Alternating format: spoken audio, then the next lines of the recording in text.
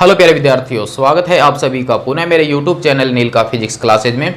तो प्यारे विद्यार्थियों, हम कक्षा 12 की फिजिक्स में चैप्टर नंबर 1 के न्यूमेरिकल कंप्लीट कर रहे हैं और उसी के क्रम में आज हम न्यूमेरिकल हल करेंगे क्वेश्चन नंबर 12। क्वेश्चन नंबर 11 तक के न्यूमेरिकल हमारे कंप्लीट हो चुके हैं और बिल्कुल आसान और सरल तरीके से समझाए गए हैं, इसलिए इससे पहले वाले भागों को आप जरूर देख लीजिए ताकि आपके टोटल न्यूमेरिकल जो है वो कंप्लीट हो सके।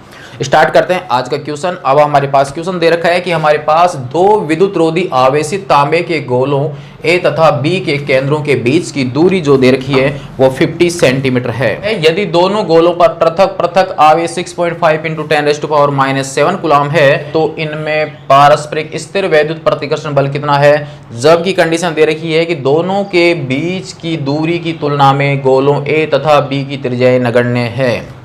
तो अब हमारे पास यहाँ पर तांबे के दो गोले दिए गए हैं, थोड़ा डायग्राम समझ लेते हैं। और हमारे पास दो तांबे के गोले हैं और ए बिंदु और बी बिंदु पर ये स्थित हैं। दोनों के केंद्र से जो दूरी है वो दे रखी है 50 सेंटीमीटर। जैसे जैसे प्रश्न में बोला गया उसके अकॉर्डिंग हम हल कर लेते हैं। यहाँ पर जो ए गोला है उसके ऊपर चार्ज की वैल्यू और बी के ऊपर चार्ज की वैल्यू सेम है और यहाँ पर QB का जो मान है वो भी सेम है 6.5 × 10⁻⁷ कूलम। अब चूँकि दो चार्ज हैं हमारे पास, दोनों एक दूसरे से कुछ दूरी पर हैं और यदि ये बिंदु आवेश हो तो इनके बीच में जो फोर्स लगेगा वो लगेगा कूलम के नियमानुसार। लेकिन अब कंडीशन दे रखी है कि यहाँ पर दोनों गोलों के बीच की जो दूरी है उसकी तुलना में इनकी रेडियस जो होती है बिल्कुल नगण्य है। और प्यारे विद्यार्थियों, जब गोलों की त्रिज्याएं बीच की दूरी की तुलना में नगण्य होती हैं तो ऐसे गोलों को हम बिंदु आवेश मान सकते हैं। तो अब हमारे पास यहाँ कूलम के नियम से ही बल लगेगा, तो हल कर लेते हैं कूलम के नियमानुसार। तो सबसे पहले तो हम यहाँ पर लिख लेते हैं कि जो जो मान हमारे को दिया गया है वो मान आप यहाँ पर फिल कर लीजिए। दिया गया है एक मान तो आपको दिया गया है QA का मान और वो मान है 6.5 × 10⁻⁷ कूलम। बी के ऊपर जो चार्ज है वो भी सेम ही है 6.5 × 10⁻⁷ कूलम। और दोनों गोलों के बीच की जो दूरी है वो दे रखी है 50 सेंटीमीटर। इसको मैं मीटर में कन्वर्ट कर लेता हूँ तो हमारे पास सेंटी का मतलब होता है -2 मीटर और थोड़ा सा और हल कर ले तो हमारे पास में आ जाता है 5 × 10⁻⁻1 मीटर। तो अब आपको पता है कि यहाँ पर कूलम के नियम से बल लगेगा। तो अब हम जानते हैं कूलम के नियमानुसार प्रतिकर्षण बल का मान। कूलम के नियमानुसार तो अब हमारे पास बल का मान होता है F बराबर K QA QB/R², जहाँ K बराबर है 1/4πε0 और ε0 का मतलब है निर्वात की विद्युतशीलता, यानी ये आपके दोनों जो गोले हैं वो निर्वात में स्थित हैं।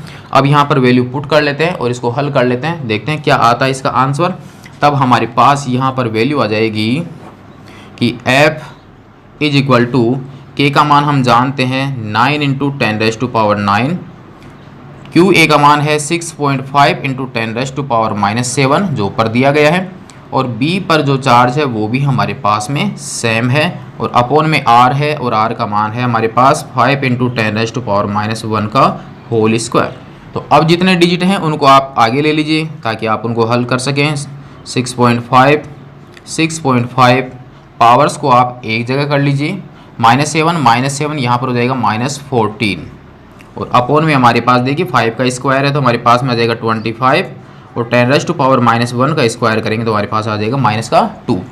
तो अब हमारे पास 9 6.5 इनको अगर हम गुणा करते हैं तो हमारे पास में आंसर आ जाता है 380/25। अपॉन में हमारे पास में है 25 और गुणा में हमारे पास देखिए कितना बचता है 9 - 14 यानी 10⁻⁻5 इंटू 10⁻⁻2 ऊपर जाएगा तब हमारे पास में आ जाएगा 10⁻2। तो अब हमारे पास ये जो वैल्यू हमारे को मिल रही है इसमें यदि हम डिवाइड करते हैं तो हमारे पास में आ जाता है 15.21 × 10⁻⁻3।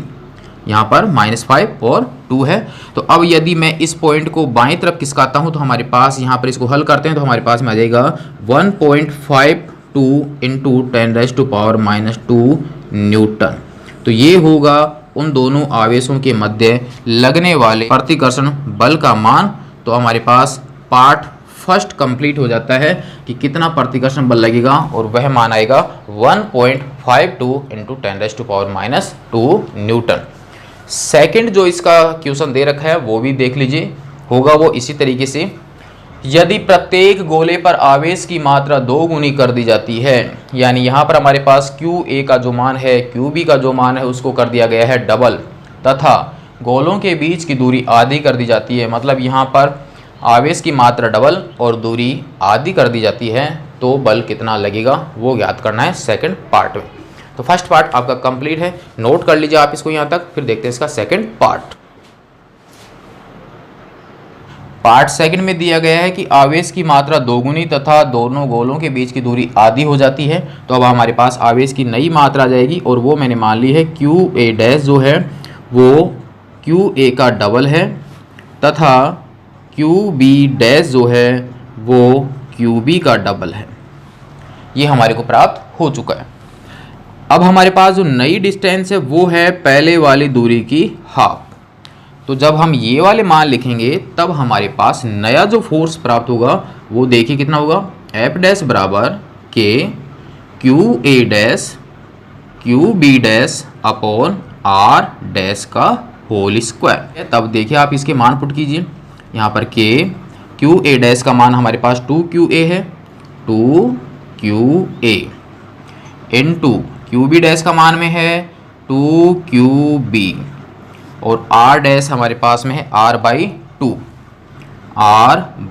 का होल स्क्वायर।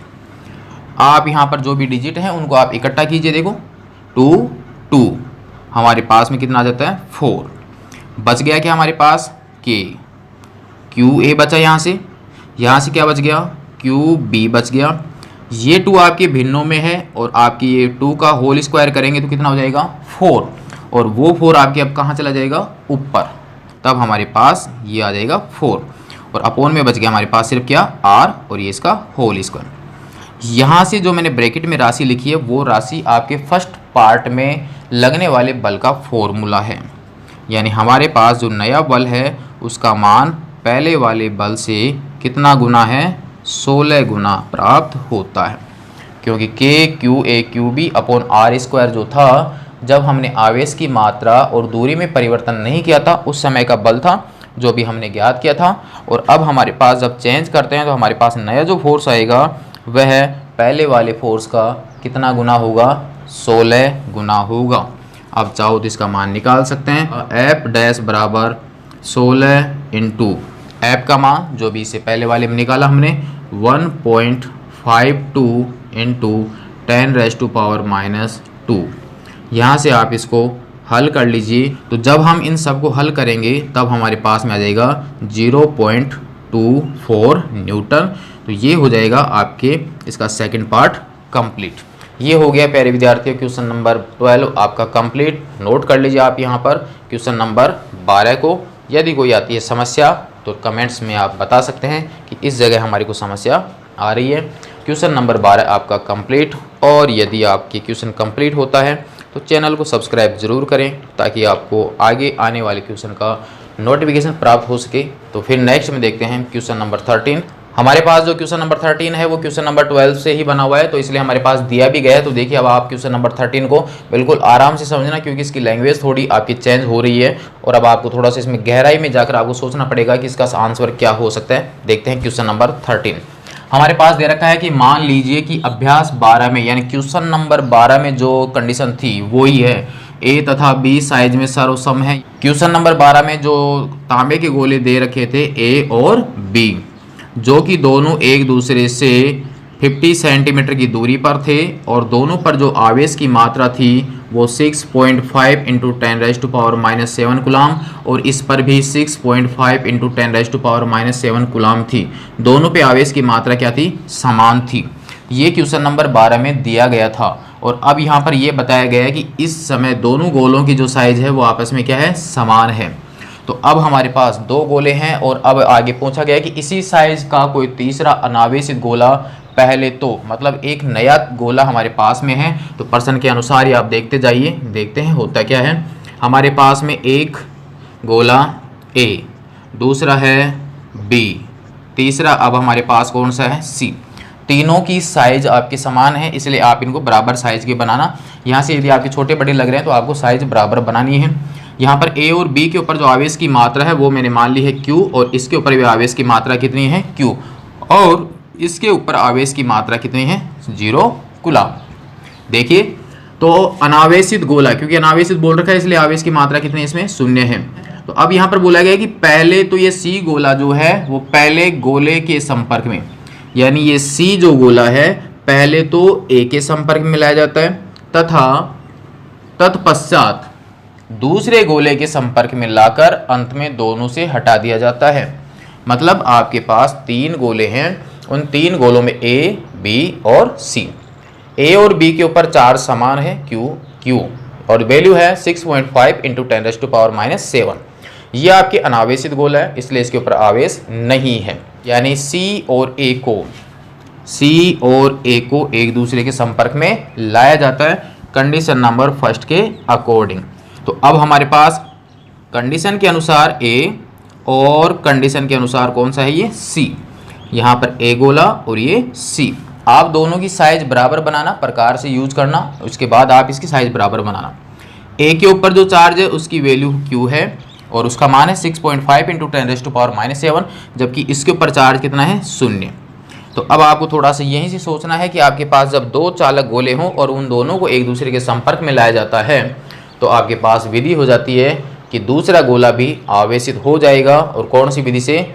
चालन विधि के द्वारा, यानी संपर्क द्वारा आवेशन वाला वीडियो आपने देखा होगा, संपर्क द्वारा आवेशन, और उसमें भी हमारे पास में कौन सी विधि? चालन द्वारा आवेशन। और चालन द्वारा आवेशन की स्थिति में हम जानते हैं कि यहाँ पर हमारे पास जो अनावेशित गोला होता है वो उसी आवेश से आवेशित होता है जिसके वो संपर्क में आता है। और यहाँ पर आवेश की मात्रा कितनी होगी, इसलिए दोनों आवेशों का हम यहाँ पर ले लेते हैं एवरेज। तब हमारे पास में आ जाएगा कि QA यानी A पर चार्ज और C पर चार्ज, उसकी वैल्यू हमारे पास में आ जाएगी दोनों चार्जों का एवरेज। तो A पर चार्ज Q है, C पर चार्ज 0 है और हमारे पास आ गया 2। तो हमारे पास में आ जाएगा Q/2, यानी QA का मान अब हमारे पास में है Q/2 यानी 6.5 × 10⁻⁻7 और अपॉन में क्या जाएगा 2 और ये कूलम। तो QA का मान भी Q/2 और QC का मान भी Q/2। सेकंड कंडीशन में अब हमारे को ये बोला गया है कि ये C गोला जो है इसके संपर्क में लाने के बाद अब C को किसके संपर्क में लाया गया है? B के संपर्क में। यानी अब हमारे पास B गोला और ये हो गया हमारे पास C गोला, ये B और ये C। B पर जो चार्ज है उसकी मात्रा है Q और अब C पर जो चार्ज है उसकी मात्रा कितनी है? Q/2। यहाँ पर हो गया Q/2। सेम वही कंडीशन, जब दोनों के संपर्क में आएगा तो हमारे पास चालन वाली विधि होगी।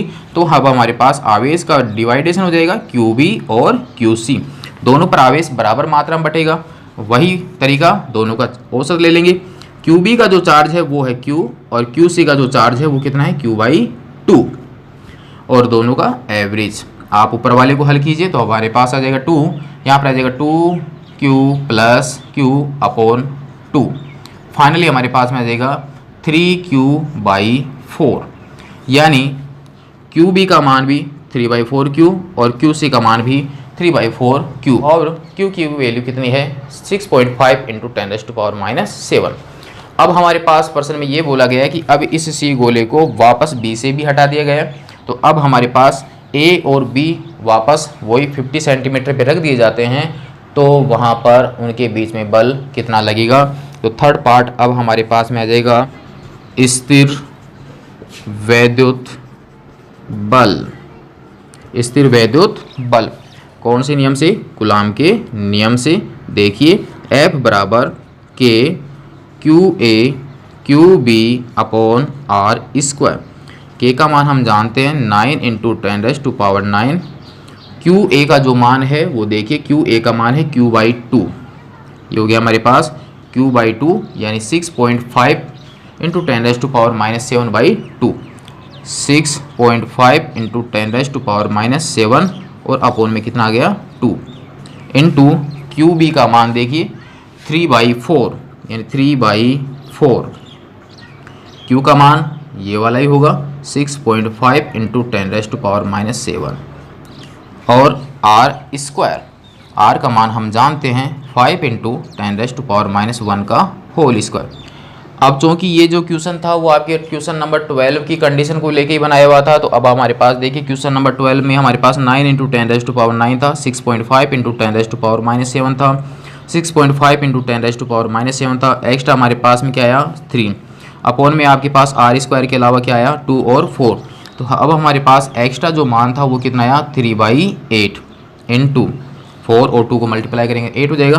बाकी जो बचा था वो क्वेश्चन नंबर 12 की तरह हम हल कर लेते हैं और उसकी वैल्यू हमारी को पता है 1.52 इंटू 10⁻⁻2 न्यूटन प्राप्त हुई थी। आप चाहे तो दोबारा से इसको हल कर सकते हैं और इस यहाँ पर हमारे पास फाइनली 5.7 इंटू 10⁻³ न्यूटन। तो ये हो जाएगा क्वेश्चन नंबर 13 आपके कंप्लीट। क्वेश्चन को आपको किसी भी प्रकार से पूछा जा सकता है, थोड़ा चेंज ये भी कर सकता है कि अब आपके पास जब ए और सी को संपर्क में लाया जाता है, बी और सी को संपर्क में लाया जाता है, तो अब आप ए और सी के बीच में बल का मान बताइए। यानी फर्स्ट सी के साथ लाते हैं तब नहीं, बी के साथ संपर्क में लाने के बाद जब आपकी सी अलग होगा तो उस सी और ए के बीच में फोर्स का मान पूछा जा सकता है, तो सी और बी के बीच में भी पूछा जा सकता है। तो किसी भी कंडीशन के अनुसार इनके बीच में पर्सन को पुटअप किया जा सकता है। क्वेश्चन नंबर 13 आपके कंप्लीट है, नोट कर लीजिए आप इसको, फिर देखेंगे इसकी आगे का भाग। और क्वेश्चन नंबर 13 जो था वो क्वेश्चन नंबर 12 से ही आपके कंप्लीट होता है। आराम से नोट कर लीजिए इसको, और यदि अच्छा लगा हो और यदि समझ में आता है तो चैनल को सब्सक्राइब जरूर करें। नेक्स्ट में देखेंगे इसके आगे के भाग, तब तक के लिए धन्यवाद।